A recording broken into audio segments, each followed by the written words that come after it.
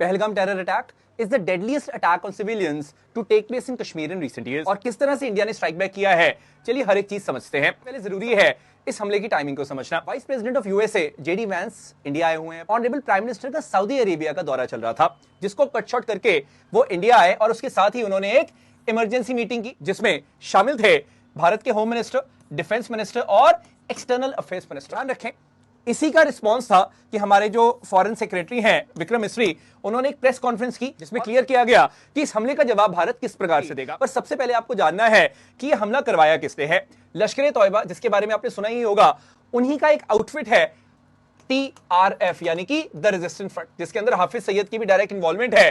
तो लश्कर तौयबा की ही प्रॉक्सी जो है द रेजिस्टेंस फ्रंट, उसने इस हमले को अंजाम दिया है। चलिए अब जानते हैं भारत के रिस्पॉन्स के बारे में। सबसे पहले भारत ने क्या किया है, 1960 की जो इंडस वाटर ट्रीटी है उसको सस्पेंशन में डाल दिया। तो क्या है इस सस्पेंशन के मायने, इसको समझते हैं। 6 रिवर्स है जो इसमें इन्वॉल्व है, उसी की वाटर एलोकेशन के ऊपर ये ट्रीटी है। 6 रिवर्स में कौन कौन से रिवर्स है, जैसे कि रावी, ब्यास और सतलज, जिसके ऊपर पूरी तरह से इंडिया का कंट्रोल है, यानी कि ईस्टर्न रिवर्स है।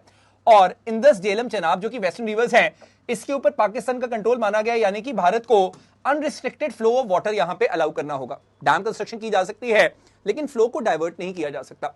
लेकिन भारत ने साफ साफ बोल दिया है कि until Pakistan credibly abandons terrorism, Bharat पानी की बात भी नहीं करेगा। सो ये बहुत इंपॉर्टेंट है, ये कहीं ना कहीं पाकिस्तान पे बहुत ज्यादा बड़ा प्रेशर डलने वाला है IWT की सस्पेंशन से। Next on the list is new Delhi ने पाकिस्तान के जो भी मिलिट्री, नेवी और एयर एडवाइजर्स हैं जो कि इनके हाई कमीशन में बैठते हैं, उनको इमीडिएट इफेक्ट से पर्सन नॉन ग्रेटा डिक्लेयर कर दिया है। उनको बोल दिया गया है that you have to leave India and go back to Pakistan. Similarly जो हमारे भी इस प्रकार से पोस्ट हैं, इंडियन एम्बेसी जो कि इस्लामाबाद में है, उनको भी खत्म कर दिया गया है, उनको भी यहां पे वापस बुलाया गया है।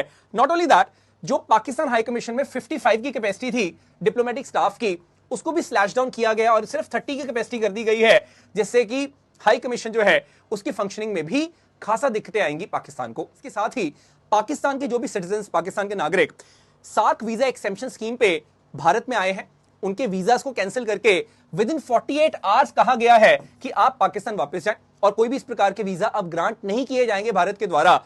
ये बहुत एक बड़ा स्टेप है जो इंडिया ने लिया है। साथ ही जो अटारी, जो कि वाघा बॉर्डर है, बेसिकली इंडिया से पाकिस्तान को कनेक्ट करता है, उसको भी क्लोज कर दिया गया है। और जो भी वीजा लेके भारत आए हैं इस बॉर्डर से, उनको भी पाकिस्तान वापस जाने के लिए कह दिया गया है। सकते हैं भारत की जो रिटेलिएशन है against Pakistan, that is at a all together new level.